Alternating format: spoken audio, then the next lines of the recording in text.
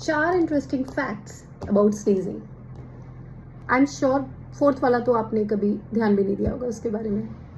So the first one is, if you go out, look up at the sun, likelihood is कि आपको छींक आ जाए। That is called photic sneeze.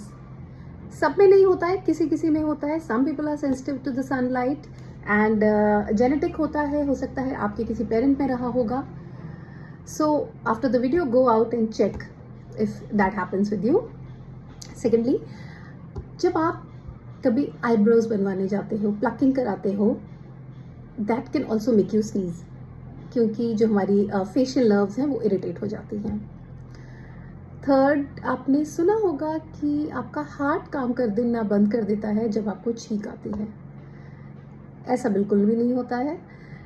Heart continues to work. हाँ, जो उसका जो प्रेशर है या जो ब्लड फ्लो है वो थोड़ा चेंज हो जाता है, लेकिन हार्ट काम करना बंद नहीं कर देता है।